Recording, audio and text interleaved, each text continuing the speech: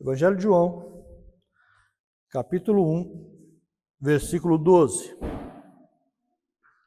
O texto diz assim: mas a todos quanto o recebeu, deu-lhes o poder de serem feitos filhos de Deus, aos que creram no seu nome.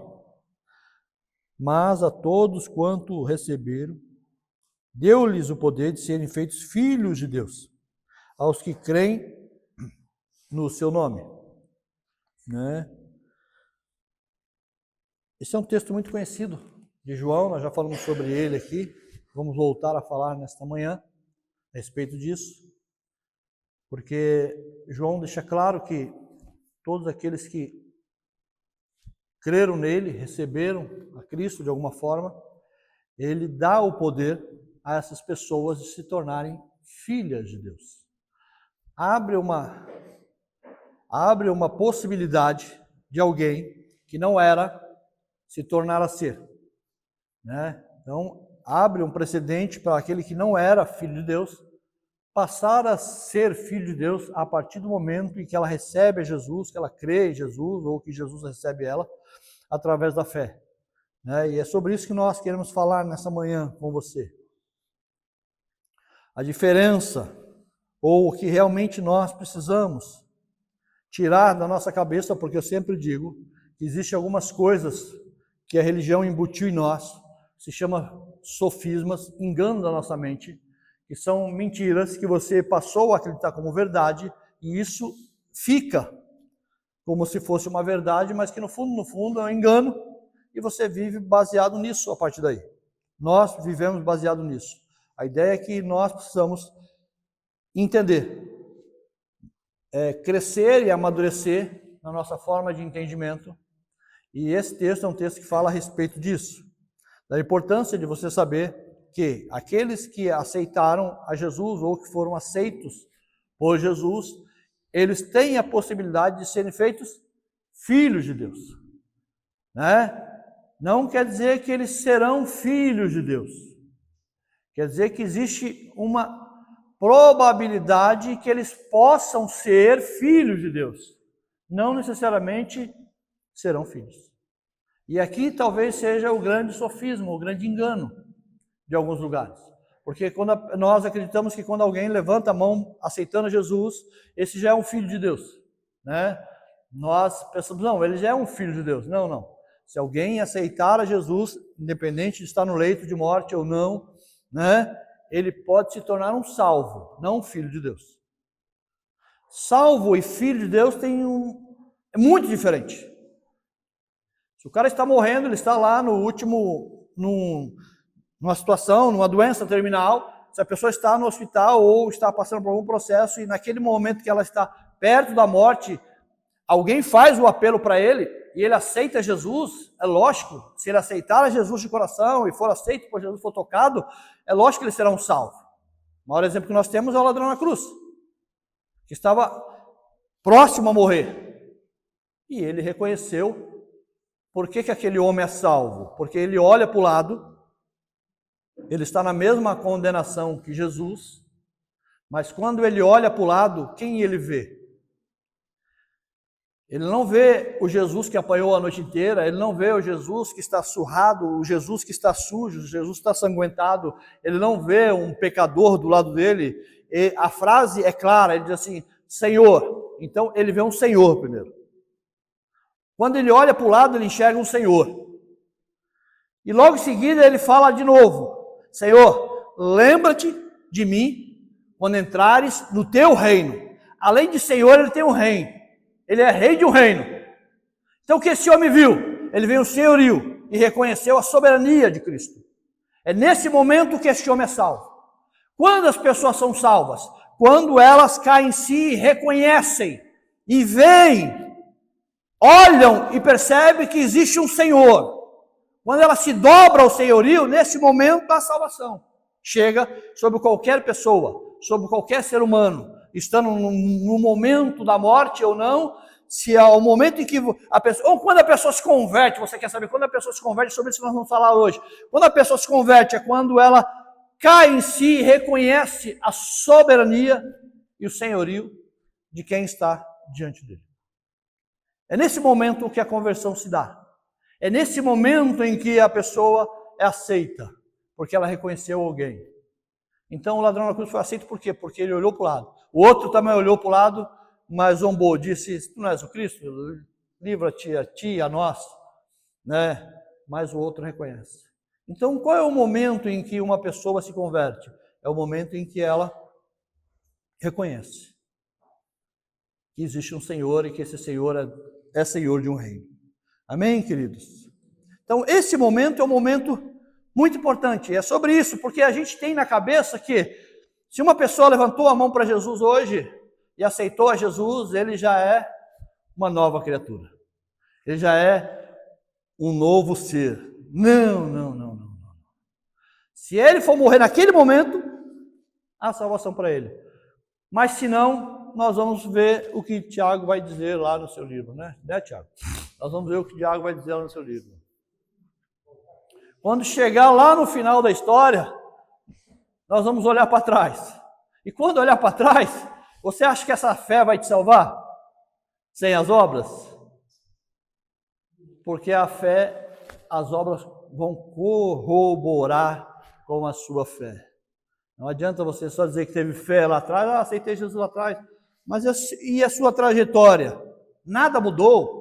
Nada foi alternado? Nada? Você acha que essa fé é suficiente para te salvar? Não é. Porque você não estava num processo de mudança e de transformação. Então esse é o momento em que a pessoa se converte. E é justamente sobre isso que eu quero falar, sobre conversão e sobre convencimento. Sobre nós estarmos convertidos e sobre nós estarmos convencidos. No nosso meio existem muitas pessoas que pensam estar convertidas. Por quê? Porque elas se convenceram. Se convenceram de que se converteram. Olha que coisa louca. Eles se convenceram que são convertidos. E aí, quando você se convence de algumas coisas, é muito interessante. Porque você vai ter um comportamento, vai mudar algumas coisas na sua vida, que não tem a ver com uma entrega, com uma renúncia, com um deixar de se levar, com deixar de ser conduzido, mas tem a ver com um esforço próprio seu, com a dedicação própria sua, com o tirar coisas de você mesmo, para ver se você muda. Qual que é a diferença entre conversão e convencimento? O próprio nome já diz, quando você se convence de alguma coisa, é porque você entendeu que aquilo era diferente. Então nós temos muitos cristãos hoje na Terra que se convenceram que são luz do mundo e sal da terra. Não temos? Sim. Tem uns que se convenceram que são a menina dos olhos de Deus. Só para você ver a aberração do negócio. Já caiu algum cisco no seu olho? Já? Alguém teve essa experiência de cair um cisco no olho? Tranquilo, não é? O negócio é simples, não é? Não é irritante? Enquanto você não tirar aquele cisco do olho, você não tem paz, não é? Mas eu sou a menina dos olhos de Deus. Coisa linda. Eu fico até pensando como é que essa menina dos olhos de Deus deve estar. Mas tudo bem, vamos lá. Vamos lá. O pessoal força a natureza comigo, então eu não sei, eu tenho dificuldade com algumas pessoas. Eu tenho dificuldade. Jesus tinha dificuldade com alguns, eu também tenho hoje em dia com algumas pessoas. Porque é difícil algumas pessoas. É complicado. E por que eu estou falando tudo isso para vocês? É porque eu estou nesse caminho já faz algum tempo. Desde os meus 17 anos. Já contei algumas experiências para vocês. Então, hoje estou com 54, façam as contas aí. Se as minhas contas não estiverem erradas, tenho uns 37 anos, ou não, menos. Acho que é isso, né? 37, né? Ainda. 37 anos nessa caminhada. Só que quando eu comecei nessa caminhada, eu comecei convencido. Eu não comecei convertido, eu comecei convencido. Porque na realidade eu fui convencido a ir a um batismo. Meu irmão ia se batizar, ele me convidou e eu fui convencido a ir naquele lugar. E quando eu cheguei ali, era tudo muito bonito, tudo muito organizado, era um ambiente diferente. E eu gostei do ambiente justamente porque era um ambiente bem diferente. E eu me convenci que aquele lugar era um lugar bom. Vendo meu irmão sendo batizado nas águas, eu achei que Ali era o lugar onde eu deveria estar. Houve o apelo naquela noite, eu supostamente aceitei a Jesus. Por que eu sei supostamente? Porque eu sei que eu estava convencido agora de que aquilo era um lugar bom. Fui à frente, fiz todo o processo que todo novo convertido faz, os batistas são um pouco mais diferentes do que nós, né? Os batistas, para você ser batizado na igreja batista, você precisa passar por uma aprovação na igreja. Você não é batizado lá porque levantou a mão para Jesus e quer descer as águas, vamos descer as águas. Não. Você vai ter que responder perguntas diante da igreja e a igreja vai ter que te aprovar para que você possa descer as águas. É assim, é lógico. Eu passei por esse crivo. Mesmo convencido. Veja como nós enganamos bem. Porque eu estava convencido. E mesmo assim a igreja não foi suficientemente capaz de identificar isso em mim. Porque isso não cabe a eles fazer. Só um conhece a gente. E dentro de um ano em que eu estava ali, respeitei ou busquei fazer tudo o que eles faziam, mas convencido. E por que eu sei que eu estava convencido daquilo? Porque antes de chegar naquele lugar, eu tinha um vazio muito grande dentro da minha alma. Um vazio que não era preenchido por nada, queridos. Absolutamente por nada. Não tinha, eu era um jovem, vamos pensar de 16 anos, que não tinha, era um vazio muito grande que eu não sabia por que eu tinha aquele vazio, mas eu tinha um vazio muito grande. E dormir, para mim, era um problema, porque quando eu chegava em casa, que eu estava sozinho, era uma dificuldade muito grande, porque parece que aquilo vinha com muita força sobre mim e eu não conseguia dormir com tanta facilidade. Só que eu encontrei uma válvula de escape. E eu encontrei isso no futebol, no qual eu jogava bola todos os dias. E jogava bola todos os dias de verdade. Não era eu jogava bola uma vez por semana. Não. Eu jogava bola de segunda a sexta, todos os dias, das 9 às 11. Sábado 3 vezes e domingo 2. Então, era uma fuga, porque dentro da quadra era o único lugar onde esse vazio não tomava conta de mim. Olha que coisa interessante. E eu, quando estava jogando, eu tinha essa coisa de não estar me preocupando com mais nada, só com o jogo em si. Então era uma fuga, e aquilo era um alívio, por isso que eu jogava. Minha mãe dizia, você vai acabar morrendo com a bola agarrada nos seus braços, tanto que tu quer jogar bola. Que se quisesse me achar, me procurasse nas quadras, eu estaria lá, com certeza. Isso era a minha vida. Quando eu fui para a igreja, que eu aceitei esse convite, eu entrei ali, eu fui convencido que aquele era um bom lugar. E ali eu fiquei durante um ano. Só que dentro deste um ano, esse vazio não foi preenchido. E eu percebi que eu fui aos pouquinhos voltando às velhas práticas, aos velhos hábitos. Porque qual a diferença do convertido para o convencido? Porque o convertido, ele tenta mudar a ele mesmo.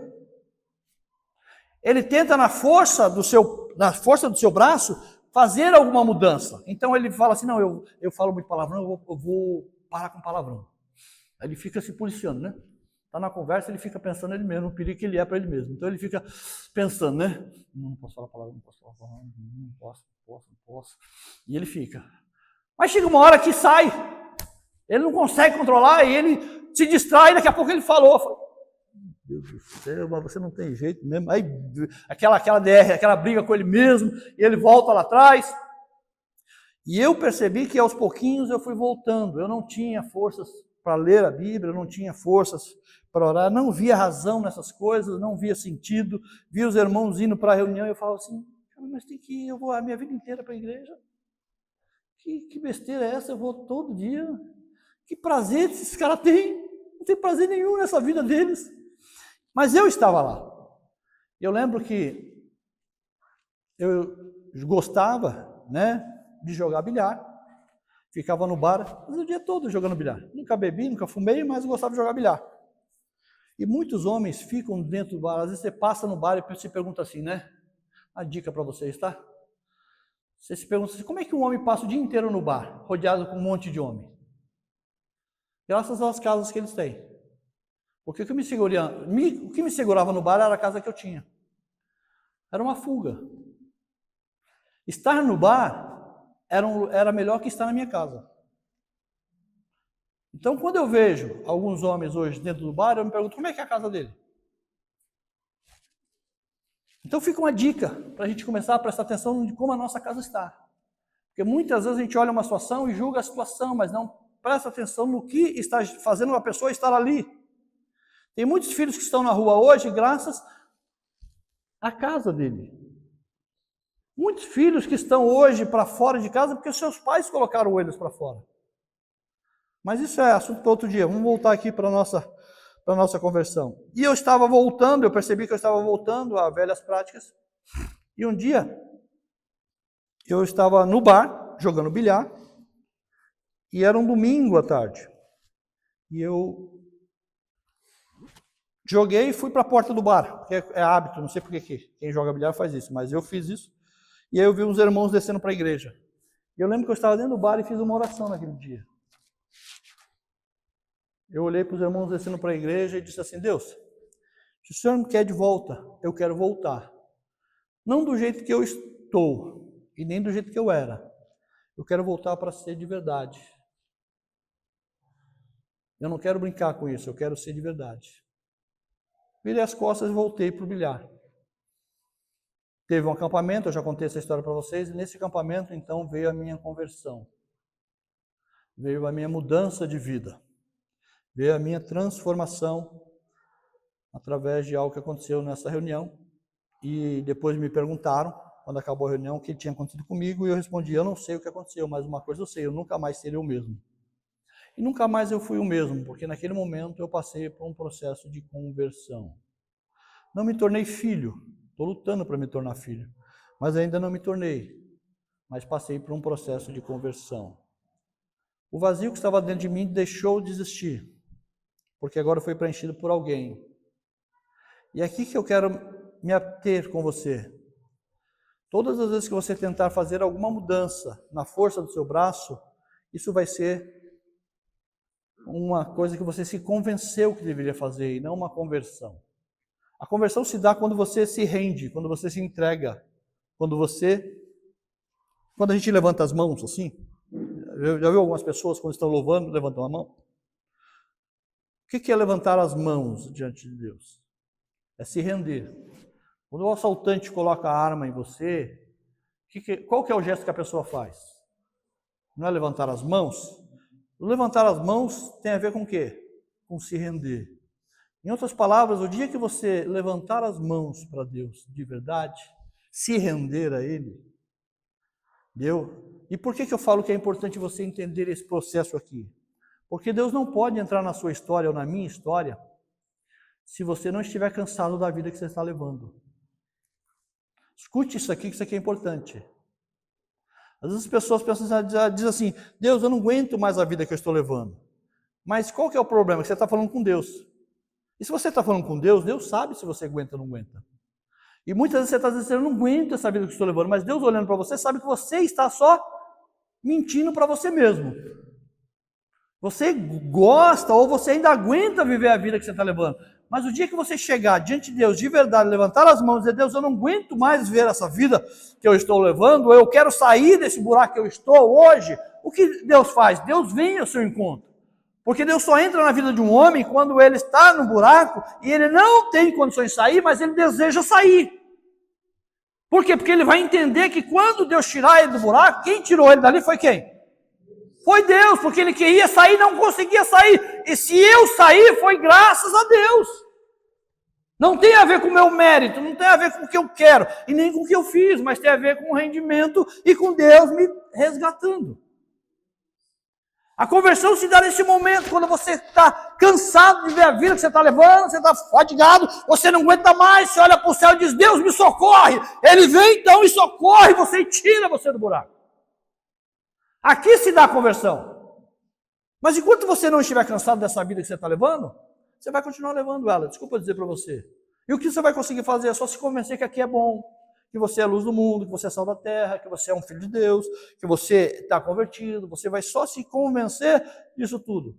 Mas o dia que você cansar disso tudo e se render de verdade, o que é se render? É se converter. O que é se converter? É ter uma metanoia. O que é ter uma metanoia? É ter uma mudança de mente. Nesse dia, você passa por esse processo de ser ou se tornar, ter a possibilidade de ser um filho de Deus.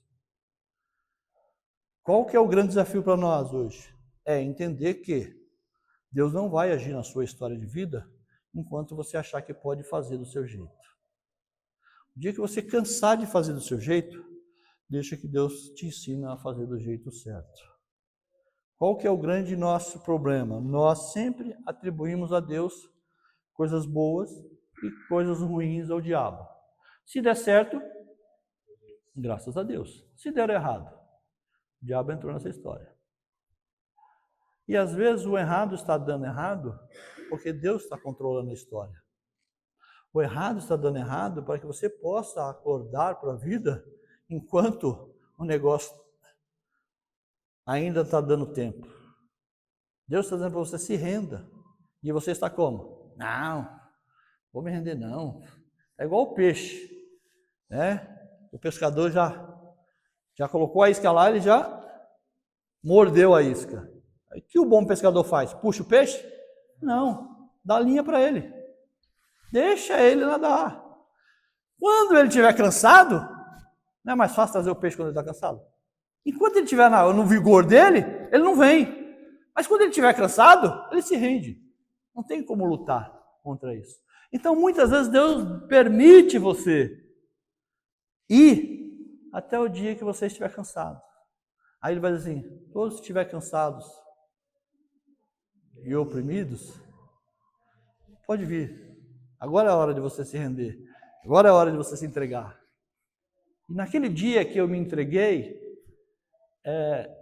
a gente não sabe direito o que acontece com a gente, né? A gente tenta explicar isso para as pessoas, mas não tem como explicar. Só quem vive é que sabe. Não é uma experiência que você consegue explicar para a pessoa o que acontece com você. Mas eu sabia que alguma coisa ia mudar. E realmente mudou. Só que eu quero dizer um negócio para você entender. Que aquilo que Deus me deu antes da conversão foi algo que Deus me deu. E era algo bom. Porque quando Deus permite que você venha para essa terra, Ele sempre permite que você venha com algo bom. Algo bom. Sabia disso, né? Diferente do que nós imaginamos ou nós pensamos, Paulo nos ensina uma coisa muito importante. Paulo vai nos ensinar uma coisa que quando ele está morrendo, já para morrer, para ser decapitado na prisão, Paulo diz uma coisa muito interessante. Paulo diz que ele estava sendo oferecido como obração, como óleo que está sendo derramado em cima do altar. Paulo está dizendo que a vida dele, quando ele veio para essa terra, ele veio cheio. Presta atenção nisso daqui. Paulo, quando está falando da vida dele, Paulo está dizendo assim: ó, eu vim cheio para essa terra. Eu não vim vazio. Nós achamos que nós precisamos sair daqui cheios. E Paulo está dizendo que o grande segredo é você sair vazio. Porque quando Deus projeta, sonha com você, Ele te enche de alguma coisa para melhorar esse mundo. Para de alguma forma esse mundo ser beneficiado com aquilo que Ele criou, que é você e a mim. Então ele colocou alguma coisa dentro de você que é dele, que deve ser repartido. Na medida que você vai vivendo isso nessa terra, isso vai sendo esvaziado, vai sendo derramado, vai sendo compartilhado. E até que você chegue no final da sua história vazio. Porque se você chegar vazio, é porque você cumpriu o seu propósito de derramar tudo aquilo que Deus tinha te dado, repartindo com essa terra. Entende? Ou não? Consegue entender isso? Então, quando você sair dessa terra, você não vai sair cheio, você precisa sair vazio. Porque aí nós cumprimos o nosso propósito. Só que acontece, eu por muitas vezes, por não ser convertido, eu não entendo essas coisas. E aí, mas eu tenho coisas que Deus me deu que são boas. E quando eu me converto, essas coisas que Deus me deu permanecem comigo. E eu preciso entender que em alguma área eu sou bom naquilo que eu faço. Por quê? Porque Deus me deu uma capacitação que não deu a você, deu a mim. Aquilo que Ele deu a você, Ele não deu para mim. Então, Deus nos deu alguma coisa boa para ser feito. Ele quer que você seja bom em alguma coisa. Sim ou não? Entende isso? Então, o que acontece? Quando eu me converto, eu preciso entender que antes de me converter, eu fazia alguma coisa que eu considerava ser bom. Depois que eu me converti, eu preciso entender que agora eu preciso olhar um pouquinho para trás e perceber se eu era bom em alguma coisa lá atrás, é porque eu fazia de coração. E se eu fazia de coração, eu posso fazer de coração muito mais aqui. Entende? Então, vou dar um exemplo para você. Um cara que, antes de conhecer a Jesus, ele usava droga. O que esse cara está buscando? Está buscando ser feliz, de alguma forma. Ele buscou a felicidade e não achou. E o vazio da alma dele fez com que ele pudesse entrar por caminhos que eram tortos. E um dia ele conheceu as drogas. Ele enveredou pelo caminho das drogas. E o que um drogado faz hoje? Ele vende a casa, vende filho, vende mulher, vende tudo, vende o que for. Ele cria uma dependência da droga a ponto de parar na Cracolândia. Sim ou não? Sim ou não? Então ele cria dependência de alguma coisa tão forte que ele não pensa duas vezes sobre qualquer coisa. Desde que ele tenha a droga para ele consumir. Acabou a história. Ele não está preocupado se a vida dele está acabando, está melhorando, está piorando, se ele tem filhos, não tem filhos. Não quer saber de nada. Ele quer saber do quê? Dessa dependência que ele tem. Um cara desse, quando ele se converte, o que Deus quer que ele faça? Que a mesma dependência que ele tinha das drogas, ele tem de Deus agora. É a mesma dependência. Ele não consiga viver nenhum dia sem ele. Ele não negocia nada para poder estar próximo dele, para andar com ele, para se relacionar com ele. Ele não pensa em duas vezes. Aí o que acontece? O cara estava aqui, drogado, caído na sarjeta, aceita Jesus, vem para cá, e aqui ele faz o quê? Está chovendo hoje. Não sei se eu vou, não. Está frio. Não vale a pena, não. Que loucura é essa? Estou entendendo esse negócio. O cara era bom no que fazia. Ele era bom no que fazia. E quando ele vem para lá de cá, estou fraco. Você não galinha da Angola, estou fraco. Estou fraco. Estou fraco. Estou fraco. Conversa, estou fraco. Ô miserável, tu estava do lado de lá, num buraco desgraçado. Deus vem e tira você, coloca você do lado de cá. E aqui tu está fraco? Hã? Tem gente que está do lado de lá, irmãos. Eu fico olhando, às vezes, umas coisas, eu fico assim, cara, o cara era bom no que fazia. O cara vai para essas torcidas uniformizadas lá de time, gosta e gasta dinheiro dele, e atravessa o país e vai atrás do seu time, para onde for, não é? Não tem gente que é assim? Não mede esforço para estar acompanhando o seu time. E eu não desprezo esse tipo de gente, né? Porque ele está fazendo segundo o seu coração. Quando um cara desse se converte, o que Jesus quer que ele faça? Do lado de cá. Que ele não meça esforços. Para nada nessa terra. Para nada. Aí o que ele faz quando vem para o lado de cá? Estou fraco. A única coisa que a gente escuta é isso, estou fraco. Né? Aí tem as meninas aí que lutaram, né? Que gostam de lutar, né? Falaram que uma estava com dor, né? E lutou. E foi assim mesmo lutar, não é? Não se esforçou? Lutou? Chegou no pódio. Aí quando se converte, quando vem para o lado de cá? Agora eu estou com dor, não dá para ir para a igreja. Não dá. Jesus não entende. Ele entende. Ele entende. Eu entendo muita coisa, ele também deve entender muita coisa. Então, quando a gente vem para o lado de cá, a gente é fraco. Do lado de cá, a gente luta, a gente entra em buraco, a gente não sabe nem como entrou e como saiu, né, Otávio? Como a gente saiu desse buraco que a gente um dia entrou? A gente não sabe, a gente sabe que foi Deus que nos tirou. A gente não olha tamanho do lado de cá, a gente dá um boi para não entrar numa briga, mas dá uma boela para não sair depois que estiver dentro, não é? Do lado de cá. Porque aqui a gente é valente, não é, Yuri? Aí quando vem para o lado de cá, vamos ali expulsar um demônio? Deus me livre. Tu é doido, rapaz? O quê? Vou aonde? Não, isso não é para mim, não. Sangue de Jesus tem poder, nem perto eu quero passar. Me diz onde que eu vou passar do outro lado. Vocês riem, mas o negócio é sério. E por quê? Porque da mesma forma como Paulo foi zeloso perseguindo a igreja de Cristo, e esse zelo quem deu a ele foi Deus, e Paulo era zeloso perseguindo a igreja. Por quê? Porque ele entendia que esse zelo foi Deus que deu, e ele estava fazendo um trabalho para Deus, e Paulo estava convencido disso, mas quando ele se converte, o que ele faz com esse zelo? Ele joga fora? Não, ele continua da mesma forma zeloso, e muito mais zeloso agora, ele vai defender a igreja de Cristo, e vai morrer por ela. Porque o zelo é o mesmo, só mudou o lado agora.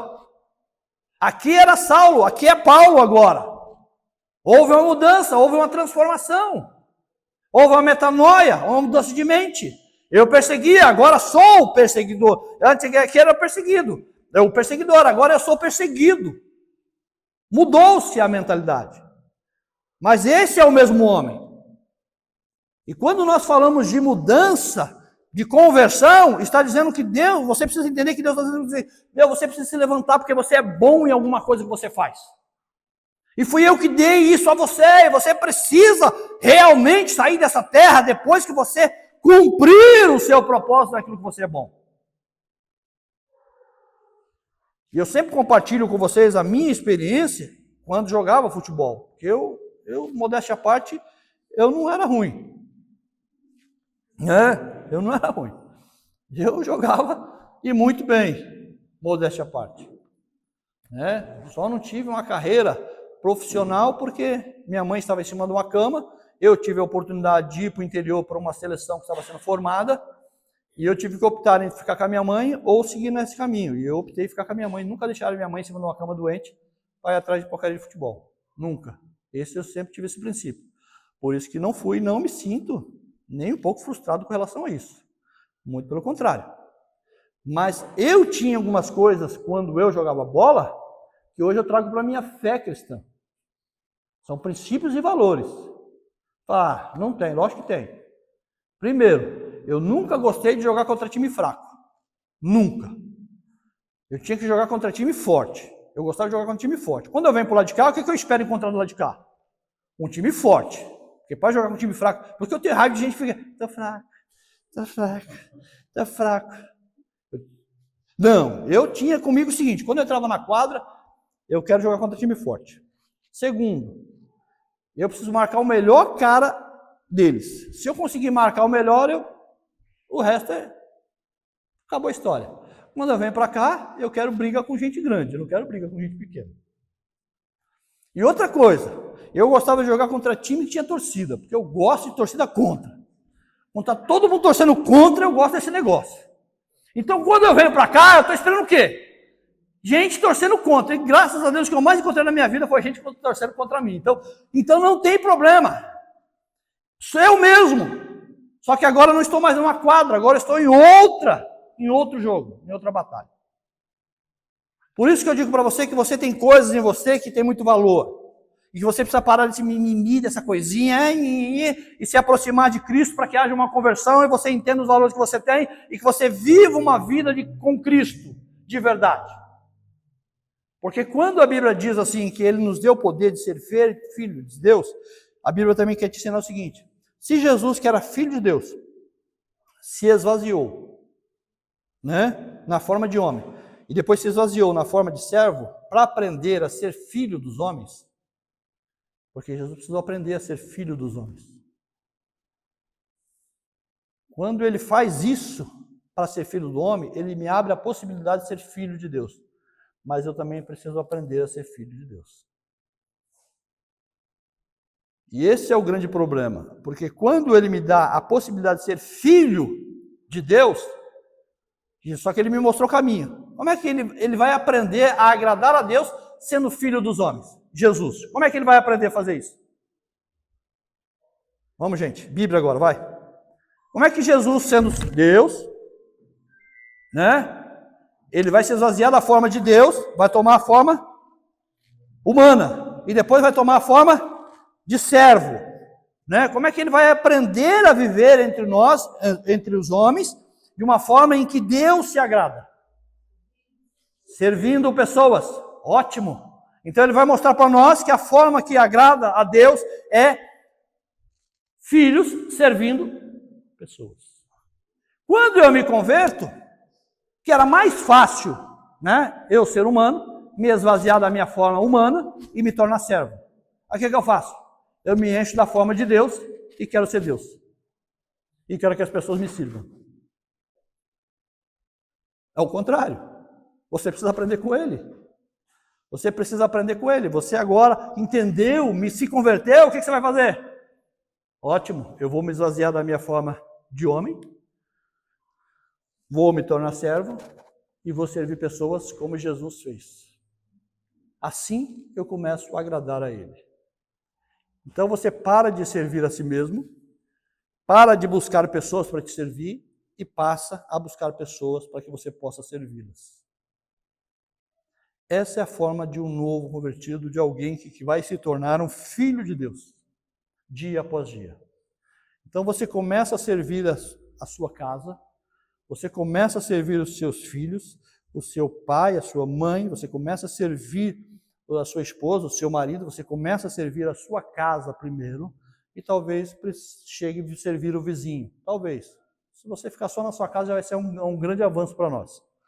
Se você conseguir servir a sua casa vai ser um grande avanço. E você deixa dessa besteira de querer que pessoas te sirvam. Né? Porque os pastores têm essas besteiras. Né? Agora vocês precisam me servir porque eu sou o anjo dessa igreja. Né? É um princípio de honra, vocês têm que me honrar. E afinal de contas, eu sou pai de vocês também. Né? Todo pai deve ser honrado. Besteira, tudo é lixo. Tudo é porcaria. Pastores que têm salinha para si próprio, pastores que têm camarote para si próprio, tudo mentira, tudo engano. Engano. Entendeu? Por quê? Porque não entendem o que o texto diz. Jesus disse para Pedro: Pedro, tu me amas? E o que Pedro responde? Sim, eu te amo. Pedro, tu me amas? Sim, eu te amo. Pedro, tu me amas? Aí Pedro começa a chorar. Jesus fala assim: apacenta as minhas ovelhas. Deus nunca deu ovelhas para pastores. Deus sempre deu pastores para ovelhas. Porque é o pastor que serve o rebanho, não é o rebanho que serve o pastor. A minha posição como pastor nesse lugar é para servir vocês com aquilo que eu carrego. Não é para ser servido de vocês. Entende? É o contrário. Deus saca uma ovelha no meio do rebanho e forma ele um pastor, mas é para que ele possa servir o rebanho e não ser servido pelo rebanho. Então, no meu aniversário não tem dia especial. No meu aniversário não tem presente especial. Já falei, quer me honrar? Leva alguma coisa lá em casa, não precisa dar na frente de ninguém, porque isso é bajulação. E tem gente que gosta desse tipo de coisa. Por quê? Porque afinal de contas eu sou pastor da igreja, né? Eu devo ser honrado. Não, Salmo 23. O Senhor, nós temos um pastor aqui. Ele é o nosso pastor. Nós estamos na posição de pastorear vocês, porque Ele nos colocou. Mas o seu pastor, você tem um, que é Ele. Amém, queridos? Se coloque de pé.